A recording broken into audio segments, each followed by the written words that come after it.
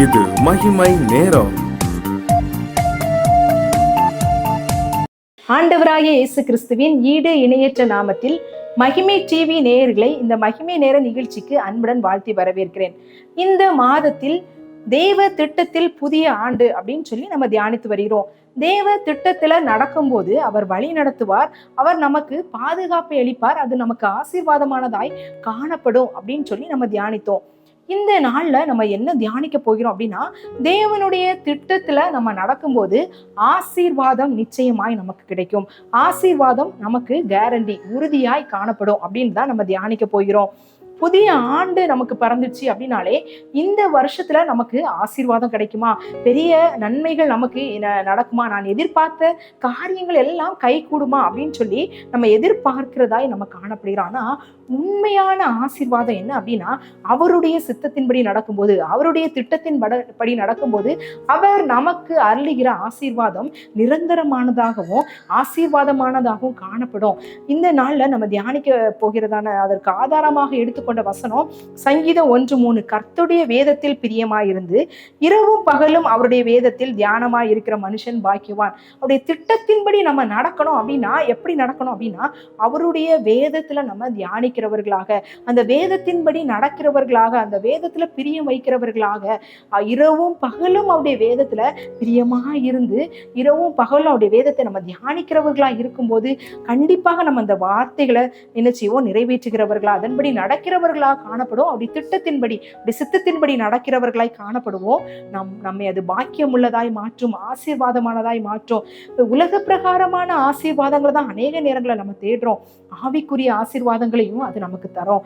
மன நிம்மதி, அமைதியை நமக்கு தரும். ஒருவேளை சூழ்நிலைகள் சாதகமா இல்லைன்னா கூட மன சமாதானத்தோடு நம்ம வாழுகிறதான வாழ்க்கையை அது நமக்கு கட்டளையிடுகிறதாய் காணப்படுகிறது. தெய்வ திட்டத்துல நம்ம நடக்கும்போது எப்படிலாம் ஆண்டவர் ஆசீர்வாதம் கொடுக்கிறார் அப்படின்னா, அவருடைய வார்த்தைக்கு கீழ்ப்படுகிறவர்களை அவர் ஆசீர்வதிக்கிறார். அவருடைய திட்டத்தின்படி நடக்கும்போது நாம் அவருக்கு கீழ்ப்படுகிறவர்களாய் காணப்படுவோம். அப்போ நமக்கு அது ஆசீர்வாதமானதாய் காணப்படும். ஆபிரகாமுடைய வாழ்க்கையை எடுத்துக்கொண்டோம்னா, ஆபிரகாம் ஆண்டவர் சொன்ன காரியங்கள் எல்லாவற்றிலும் ஒன்றிலும் குறைவுபடாமல் அவர் கீழ்ப்படிந்தார். விசுவாசம் உள்ளவராய் கீழ்ப்படிந்தார். ஒரு கொஸ்டின் கூட எதிர்த்து கேட்கல, ஏன் இதை செய்யணும் அப்படின்னு நினைக்க கூட செய்யல. எல்லா காரியங்களுக்கும் கீழ்ப்படிந்ததுனால அவருக்குள் அவருடைய சந்ததிகள் பூமியில ஆசீர்வதிக்கப்பட்டது. அவர் சொன்ன வாக்குத்தத்தங்கள் எல்லாவற்றையும் அவருடைய வாழ்க்கையில நிறைவேற்றினார். கால தாமதம் ஆனது, ஆனால் அந்த விசுவாசத்துல, அந்த கீழ்ப்படிதல்ல அவர் நிலைத்திருந்ததுனால அவர் ஆசீர்வதிக்கப்பட்டவராய் காணப்பட்டார். ஆதியாகமம் 12:2-3 சொல்லியது, நான் உன்னை பெரிய ஜாதியாக்கி உன் பெயரை பெருமைப்படுத்துவேன் அப்படின்னு சொன்னாரு. உபாகமம் 28 சொல்லப்பட்டிருக்கிறது, நீ கர்த்தருடைய கட்டளைகளின் படி எல்லாம் செய்ய நீ கவனமாய் இருக்கும்போது அவர் சத்தத்துக்கு உண்மையாய் செவி கொடுப்பாயானால் உன் தேவனாகிய கர்த்தர் பூமியில் உள்ள சகல ஜாதிகளிலும் உன்னை மேன்மையாக வைப்பார். கீழ்ப்படிதல் தான் ஆசீர்வாதத்துக்கான கதவு. கீழ்ப்படிதல் தான் ஆசீர்வாதத்துக்கான முதல் படி. நம்ம கீழ்ப்படியலை, ஆண்டோடைய சத்தத்துக்கு நம்ம கீழ்ப்படியலை அப்படின்னா மேன்மை இல்லை, ஆசீர்வாதம் இல்லை. ஒருவேளை உலக பிரகாரமான ஆசீர்வாதத்தை மாத்திரம் நம்ம அளவுகோலாய் கொண்டு மற்ற ஆசீர்வாதங்களை இழந்து விடுகிறவர்களாய் காணப்படுகிற அருமையானவர்களே, இந்த ஆண்டு இம்மைக்குரிய மறுமைக்குரிய ஆசீர்வாதங்களால ஆண்டவர் நம்மை நிறைக்கணும் அப்படின்னா அவருடைய சத்தத்துக்கு உண்மையாய் செவி கொடுக்கிறவர்களாக காணப்படும். அப்படி அவருடைய சத்தத்துக்கு கீழ்ப்படியும் போது அவருடைய திட்டத்தின்படி நம்ம நடக்கிறவர்களா இருக்கோம், நமக்கு அது ஆசீர்வாதத்தை கொண்டு வரும். இரண்டாவதாக நம்ம பார்க்கும்போது அந்த தேவனுடைய ஆசீர்வாதம் பிறருக்கு ஆசீர்வாதமானதாக மாற்றும். அநேக நேரங்கள்ல நமக்கு கொடுக்கப்பட்ட ஆசீர்வாதங்கள், நமக்கு இருக்கிறதான நன்மையான காரியங்களை நான் மாத்திரமே அனுபவிக்கிறவர்களாக காணப்படுகிறோம். அது ஒரு சுயநலமான காரியமாய் காணப்படுது. ஆனா அருமையானவர்களே, ஆண்டவருடைய ஆசீர்வாதம் எதற்காக அப்படின்னா மற்றவர்களுக்கும் நம்ம ஆசீர்வாதமா இருக்கணும். நான் மாத்திரம் இல்ல, மற்றவர்களுக்கு நம்ம ஆசீர்வாதமானதா இருக்கணும் அப்படின்னு தான் ஆண்டவர் விரும்புகிறார். அவருடைய திட்டமும் அதுதான். அந்த திட்டத்துக்குள்ள நம்ம இருக்கும்போது மற்றவர்களுக்கும் ஆசீர்வாதமானவர்களாய் நம்மை அவர் மாற்ற வல்லவர். யோசேப்புடைய வாழ்க்கையில நம்ம பார்த்தோம் அப்படின்னா, அவர் மற்றவர்களுக்கு ஆசீர்வாதமானதா இருந்தார். அவர் நிமித்தம் போத்திபாரின் வீட்டை கர்த்தர் ஆசீர்வதித்தார் அப்படின்னு சொல்லி பார்க்கிறோம். நம் மூலமாய் மற்றவர்கள் ஆசீர்வதிக்கப்படுகிறார்களா? நம் மூலமாய் மற்றவர்கள் நன்மையை அனுபவிக்கிறார்களா?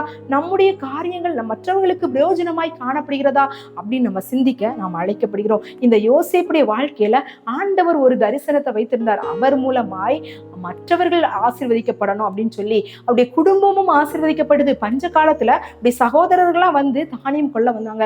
அவங்ககிட்ட அவர் சொல்றாரு, உங்கள் வம்சம் அழிந்து போகாதபடிக்கு உங்களை எல்லாரையும் ரட்சிக்கும்படியாக ஆண்டவர் உங்களுக்கு முன்னே என்ன செஞ்சாரு, எகிப்திற்கு அனுப்பினார் அப்படின்னு சொல்றாரு. அப்போ அவருடைய திட்டம் ஒருவேளை முதலாவது அவருக்கு தோல்வியாய் காணப்படலாம். இந்த போத்திபாருடைய காரியங்கள் நிமித்தமாக சிறைச்சாலையில் அவர் கடந்தாரு, அவர் குழியில கிடந்தார். இப்படிப்பட்ட காரியங்கள்ல அவர் நிந்தையாய் அவமானப்படுத்தப்பட்ட சூழ்நிலை போல அவர் கீழான சூழ்நிலைக்குள்ள இருந்த போதிலும் ஆண்டவருடைய திட்டம் நிறைவேறும் போது பாருங்க, உங்களுக்கு முன்னே என்னை அனுப்புனார் அப்படின்னு சொல்றார். மற்றவர்களுக்கு ஆசீர்வாதமானதாய் நம்மை மாற்றும்படியாக தான் சில காரியங்களை ஆண்டவர் நம்முடைய வாழ்க்கையில அனுமதிக்கிறார். சில கஷ்டமான சூழ்நிலைகள், சில பாடான சூழ்நிலைகள், கடக்க முடியாத கடினமான சூழ்நிலைகளை உங்களுடைய வாழ்க்கையில கர்த்தர் அனுமதிக்கிறார் அப்படின்னா உங்களை கொண்டு அநேகரை அவர் ஆசீர்வதிக்க வல்லமை உள்ளவராக இருக்கிறார். உடைய திட்டத்துக்குள்ள நீங்க இருக்கும்போது உங்கள் மூலமாக மற்றவர்கள் ஆசீர்வதிக்கப்படுவார்கள். உங்களுடைய ஆசீர்வாதத்தின் மூலமாக மற்றவர்கள் ஆசீர்வதிக்கப்படுவார்கள். எகிப்து தேசம் முழுவதும் இந்த யோசேப்பின் மூலமாக ஆசீர்வதிக்கப்பட்டது, பஞ்ச காலத்துல காக்கப்பட்டது. இதே போல அப்படிப்பட்டதான அந்த ஆசீர்வாதத்தின் ஊற்றை நம்ம மேல ஆண்டவர் வைத்திருக்கிறார். அப்படி திட்டத்தின்படி மாத்திரம் நம்ம நடந்தோம் அப்படின்னா மற்றவர்களுக்கு நம்ம ஆசீர்வாதமானதாக நம்ம காணப்படுவோம். இந்த ஆசீர்வாதம் அப்படின்றது நமக்கு கொடுக்கிறது ஒரு தனிப்பட்டதற்காய் அல்ல, அது பகிர்ந்து கொடுக்கிற. அநேக நேரங்கள்ல அப்படி ஊழியத்தை நம்ம தாங்குகிறவராய் காணப்படுகிறோம், மற்றவர்களுக்கு நம்ம செய்கிறவர்களாய் காணப்படுகிறோம். ஆனா எல்லாவற்றிலும் ஒரு குறுகிய மனப்பான்மையோடு, ஒரு சுயநலத்தோடு நம்ம செய்கிறவர்களாய் அல்ல, பொது நலத்தோடு அந்த காரியங்களை நம்ம செய்யும் போது இன்னும் மிகப்பெரிய ஆசீர்வாதம் நமக்கு வரும் அப்படின்றதுல எந்த விதமான சந்தேகம் இல்லை. அடுத்ததாக நம்ம பார்க்கும்போது தேவனுடைய ஆசீர்வாதம் நிலையானது, நித்தியமானது, அது நிரந்தரமானது அப்படின்னு சொல்லி நம்ம பார்க்கலாம். இந்த ரூத்துடைய வாழ்க்கையிலிருந்து நம்ம இதை கற்றுக்கொள்ளலாம். இந்த ரூத் ஒரு மோவாபிய பெண். அவ அனைத்தையும் இழந்து போன சூழ்நிலையில இந்த எங்க பெத்லெகேமுக்கு வாரா, அப்பத்தின் வீடாகிய பெத்லெகேமுக்கு வாரா.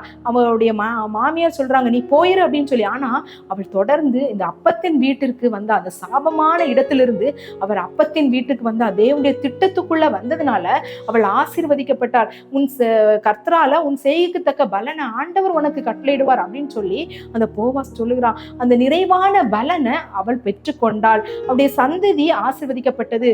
அவளுடைய சந்ததியில தான் இயேசு கிறிஸ்து பிறந்தார் அப்படின்னு சொல்லி பார்க்கிறோம். அப்போ அப்படிப்பட்ட ஒரு தற்காலிகமான ஆசீர்வாதம் அல்ல, தலைமுறை தாண்டி ஆசீர்வாதம் நமக்கு வருகிறதாய் காணப்படுகிறது. எப்போது அவருடைய திட்டத்துக்குள்ள நம்ம வரும்போது, அவருடைய திட்டத்துக்குள்ள நம்முடைய வாழ்க்கையை நம்ம செயல்படுத்தும் போது இப்படிப்பட்டதான காரியங்களை ஆண்டவர் நமக்கு தருகிறாரு. ஒரு குடும்பம் இருந்துச்சு, ஆண்டவரை அதிகமாய் நேசிக்கிற குடும்பம். ஒரு குறிப்பிட்ட நாள்ல அவங்களுடைய வருமானம் குறைவுபட்டதாய் காணப்பட்டது. அவங்களுக்கு தேவையான வருமானம் அவங்களுக்கு கிடைக்கல. அவங்க மிகவும் சோர்வுற்றவர்களாய் காணப்பட்டாங்க. ஆனா அவங்க கர்த்தருக்குள் தங்களை திடப்படுத்தி கொண்டாங்க. கர்த்தருக்குள் சந்தோஷமா இருந்தாங்க. அவங்க ஆடி பாடி ஆண்டவரை துதித்து மகிமைப்படுத்தினார்களாம்.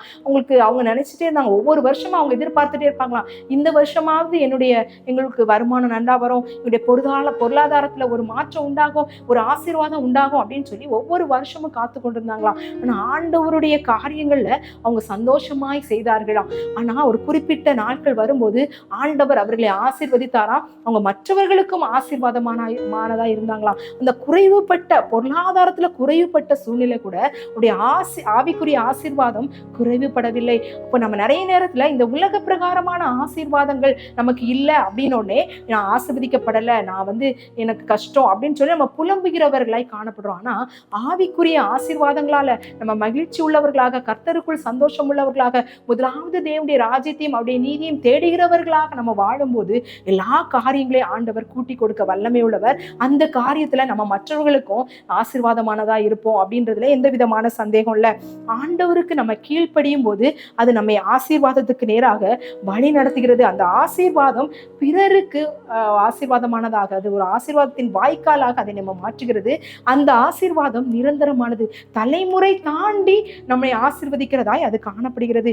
இந்த புதிய ஆண்டுல எனக்கு ஆசீர்வாதம் தாங்க, எனக்கு நன்மையை தாங்க அப்படின்னு நம்ம அதிகமா கேட்காதபடி, ஆண்டவரே அந்த ஆசீர்வாதத்துக்கு மூலதனமாகிய தேவனுடைய திட்டத்துக்குள்ள நம்ம போயிட்டோம் அப்படின்னா ஆசீர்வாதத்தின் வாய்க்கால் நம்ம ஊற்றுக்கண் திறந்து நம்ம ஆசீர்வதிக்கப்படுவோம். நம்ம மற்றவர்களுக்கு ஆசீர்வாதமா இருப்போம். அப்படிப்பட்ட கிருபைகளை ஆண்டவர் தரணும் அப்படின்னு சொல்லி நம்ம ஜெபிக்கலாம்.